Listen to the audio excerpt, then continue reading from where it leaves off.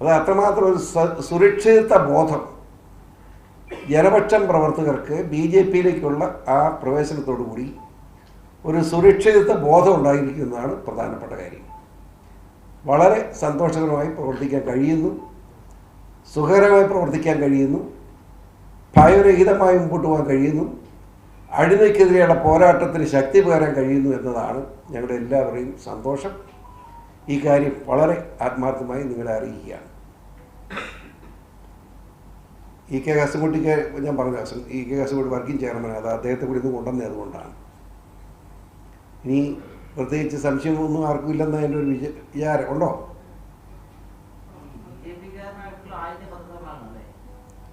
B J പിക്കാരനായിട്ടല്ല ഇപ്പോൾ ഇരിക്കുന്നത്. ഞാൻ ബി ജെ പി ആണ്, ജനപക്ഷത്തിൻ്റെ ഉത്തരവാദിത്തപ്പെട്ട ആളെന്നുള്ള ലാസ്റ്റ് പത്രസമ്മേളനം ഇതാ.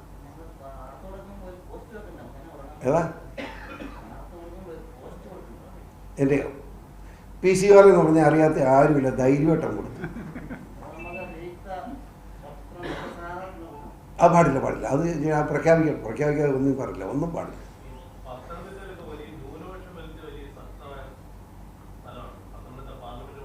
അതെ,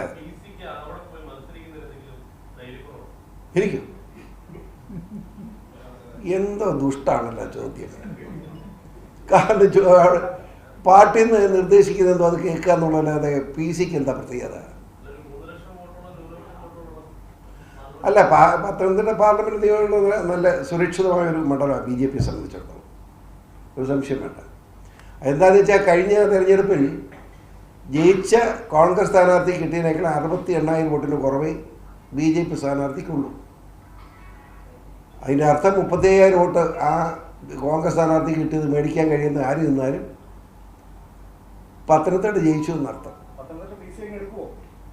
ഞാൻ പാർട്ടി നിർദ്ദേശിച്ചാൽ എടുക്കും, പാർട്ടി നിർദ്ദേശിക്കട്ടെ, അപ്പോൾ അതിനെപ്പറ്റി ആലോചിക്കാം.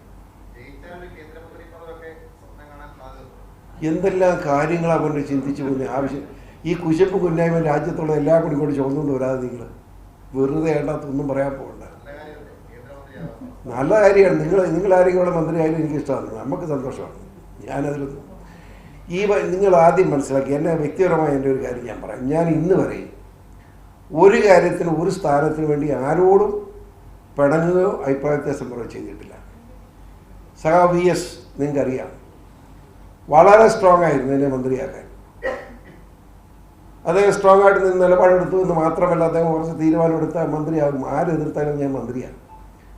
പക്ഷേ ഞാൻ അദ്ദേഹത്തോട് പോയി പറഞ്ഞു, ദൈവത്തെ ഓർത്ത് എന്നെ മന്ത്രിയാക്കരുത്. കാരണം പാർട്ടിക്ക് അത് വെറുതെ ഞാൻ കാരണം ഒരു പ്രശ്നം ഉണ്ടാവും, വേണ്ടെന്ന് പറഞ്ഞു. അങ്ങനെ ഞാൻ പറഞ്ഞതനുസരിച്ച് അദ്ദേഹം വേണ്ടെന്ന് വെച്ചത്, അല്ലാതെ എൻ്റെ തീരുമാനമാണ്, വേണ്ടെന്ന് ഞാൻ പറഞ്ഞു. അതുപോലെ നിങ്ങൾ ഓർക്കണം, ഉമ്മൻചാണ്ടി ഗവൺമെൻറ് വന്നപ്പം രമേശ് ചെന്നിത്തലൊക്കെ ഇപ്പോൾ ജീവിച്ചിരുമ്പോൾ ചോദിച്ചോളും, കുഞ്ഞാലിക്കുട്ടി സാഹിബ് വളരെ സീരിയസ് ആയി കോൺഗ്രസ് നേതൃത്വം മുഴുവൻ, കുഞ്ഞാലിക്കുട്ടി സാഹിബ്, ലീഗ് നേതാവ് പാണക്കാട് തങ്ങൾ, ഇവരെല്ലാം കേരള കോൺഗ്രസ് 3 മന്ത്രിസ്ഥാനം കൊടുത്തിരിക്കുന്നു. മാണി ജോസഫ് മാത്രമല്ല ജോർജ് കൂടെ മന്ത്രിയാണെന്ന് ഞാൻ ഇരിക്കുന്ന വേദി വന്ന് പറഞ്ഞു. മനസ്സിലായില്ല, എറണാകുളത്ത് ഗസ്റ്റ് ഹൗസിൽ ഞാൻ ഒന്നും പറഞ്ഞില്ല. അത് ചർച്ച ചെയ്തപ്പോൾ ജോസഫിന് 2 മന്ത്രി മതി എന്ന് നിർബന്ധം. പി ജെ ജോസഫ് എല്ലായിടത്തും 2 കിട്ടും 3 വേണമെന്ന് പറയും. ഇവിടെ എൻ്റെ പാർട്ടി മാത്രം 3 കിട്ടും, 2 മതി എന്നാണ് പറയുന്നത്. അപ്പോൾ അതല്ല ശരി എന്ന് ഞാൻ പറഞ്ഞാൽ അന്നേരം വീണ്ടും ഒരു സ്പ്ലിറ്റ് കൂടാ. കേരള സംസ്കാരമല്ലേ, അതുകൊണ്ടല്ലേ ഇത് പിരിച്ചു കൊടുക്കുന്നത് ഞാൻ പറയുന്നത്. ഞാൻ പറഞ്ഞു 2 മതി. ഞാൻ അന്നേരം തീരുമാനിച്ചു, അന്ന് 71 ആയുള്ളത്. ഞാൻ തീരുമാനിച്ചത് എന്താ നിങ്ങൾക്കറിയാമല്ലോ, എനിക്ക് വേണ്ടെന്ന് തോന്നുന്നു, മന്ത്രിസ്ഥാനം വേണ്ട.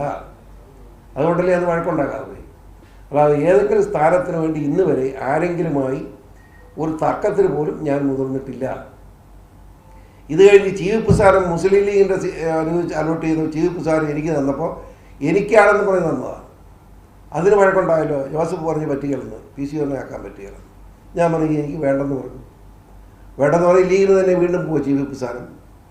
അപ്പോൾ പാർട്ടി കമ്മിറ്റി 9 കമ്മിറ്റി കൂടി. ആ കമ്മിറ്റി വെച്ച് എല്ലാവരും കൂടെ ജോസഫിനെ അടിച്ചിരുത്തി ഭൂരിപക്ഷം പുറയാക്കി ജോറി ചീഫ് ആകണമെന്ന് പറഞ്ഞു. അങ്ങനെ ഞാൻ ചീഫായി. അതും വേണ്ടെന്ന് പറഞ്ഞത് എല്ലാം ജോസഫായിരുന്നു. പാര എന്താണോ അങ്ങനെ പാര വിദഗ്ധനാണല്ലോ ഞാൻ. എൻ്റെ പൊന്നുമാരി, ഈ നാണംകെട്ട പ്രസ്ഥാനമല്ലേ കേരളത്തെ ക്രിസ്ത്യാനിയെ നശിപ്പിച്ചത്. എന്തിനായിരുന്നു പുറകെ കിടക്കുന്നത്? ഇത് പിരിച്ചുവിട്ട് വേറെ പണി നോക്കട്ടെ. കേരള കോൺഗ്രസ് എന്തിനാണ് ഉണ്ടാക്കിയത്? കുറേ ആളുകൾ കൊള്ളയടിക്കാൻ വേണ്ടി, മോട്ടിക്കാൻ വേണ്ടി, പിടിച്ചു പറിക്കാൻ വേണ്ടി. ഞാൻ ചോദിക്കട്ടെ, നിങ്ങൾ ആ ചരിത്രം ഒന്ന് എടുക്കുക, അപ്പം നിങ്ങൾക്ക് മനസ്സിലാവും. ആർ ശങ്കർ എന്ന് പറഞ്ഞ അതിപ്രഗത്ഭനായ മുഖ്യമന്ത്രി, അതിലേറെ പ്രഗത്ഭനായ ആഭ്യന്തരമന്ത്രി പി ടി ചാക്കോ, അത് നിലയ്ക്ക് കിടക്കുക. ആ പി ടി ചാക്കോ ഒരു പ്രത്യേക സാഹചര്യത്തിൽ മന്ത്രിസ്ഥാനം രാജിവെക്കേണ്ടി വന്നു. ക്രിസ്ത്യാനിയാണ്, ശരിയാണ്, രാജിവെച്ചു. ആ സാഹചര്യം നമുക്ക് എല്ലാവർക്കും അറിയാം. അദ്ദേഹം രാജിവെച്ചപ്പം എന്താ ഉണ്ടായി? ശങ്കർ നോക്കിയിട്ട് അന്ന് നിയമസഭയിൽ ഏറ്റവും പ്രഗത്ഭനായ ക്രിസ്ത്യാനിയായ MLA, അതാരാ? T A Thomman. അദ്ദേഹം തൊമ്മയ്യർ എന്നാണ് നിയമസഭ വിളിച്ചിരുന്നത്. കാരണം നിയമപരമായ എല്ലാ അവസാന വാക്ക് നിയമസഭയ്ക്കകത്ത് ടി എ തൊമ്മൻ്റെതാണ്. പൂഞ്ഞാർ MLA ആണ് അദ്ദേഹം. ആ തൊമ്മനെ പിടിച്ച് മന്ത്രിയാക്കി. പിന്നെ പി ടി ചാക്കോയെ അവഗണിച്ചെന്ന് പറഞ്ഞ് പറയാൻ പാർട്ടിയോടൊക്കെ എന്താ പ്രസക്തി? വഞ്ചനയല്ലേ KM ജോർജ് നടത്തത്? KM ജോർജും അതല്ലെങ്കിൽ ആ കൂടത്തിലുള്ളവർ നടത്തിയ ഏറ്റവും വലിയ വഞ്ചന, ആത്മവഞ്ചനാണ്. ക്രിസ്ത്യാനിയായ പി ടി ചാക്കോയെ മാറ്റി മരിച്ച പി ടി ചാക്കോയ്ക്ക് പകരം ക്രിസ്ത്യാനിയായ നിയമസഭയിലെ ഏറ്റവും വലിയ നിയമവിദഗ്ധനായ ടി എ തൊമ്മനെ മന്ത്രിയാക്കി പ്രതിഷേധിച്ചുകൊണ്ട് 15 MLA-മാരുണ്ടായി കേരള കോൺഗ്രസ്. എന്നാ കേരള കോൺഗ്രസ്സാണ്? മന്നത്തപ്പൻ ആദ്യം ഇവരുടെ പറഞ്ഞ കൂട്ടത്തിൽ കൂടി കേരള കോൺഗ്രസ് പേര് കൊടുത്ത അദ്ദേഹമല്ലേ. 3-ാം മാസം അദ്ദേഹം പറഞ്ഞു ഇത് കള്ളത്തറ ഇട്ടേച്ച് പോവുക, ഞാനില്ലെന്ന് പറഞ്ഞു. അങ്ങനെ ആദ്യമേ മന്നത്തപ്പൻ തന്നെയാണ് കേരള കോൺഗ്രസ് ഉപേക്ഷിച്ച് പോയത്. പിന്നെ എന്നെപ്പോലെ പാവപ്പെട്ടവർ ഉപേക്ഷിക്കാൻ മേലെ. ഇത് വഞ്ചകന്മാരുടെ ഇടപാടാണ്. കേരള കോൺഗ്രസ് പിരിച്ചുവിടണം. ഞാൻ ഇപ്പോഴല്ല പറഞ്ഞത്, ഈ പ്രസ് ക്ലബിൽ നിന്ന് ഒരു 5 കൊല്ലം മുമ്പ് ഞാൻ പറഞ്ഞു ഇത് പിരിച്ചുവിടണം. ഇത് കള്ളന്മാരുടെ ഇടപാടാണ്. വെറും കൈക്കൂലിയും കൊള്ളയടിക്കാൻ വേണ്ടി, കേരളത്തിൽ സർക്കാർ കൊള്ളയടിക്കാൻ വേണ്ടി ഉള്ള ഒരു പ്രസ്ഥാനമാണ്. നിർത്തണം എന്ന് ഞാൻ പറയും. ഇപ്പോഴും ഇത് തന്നെ പറയും, ഒരു സംശയം വേണ്ട.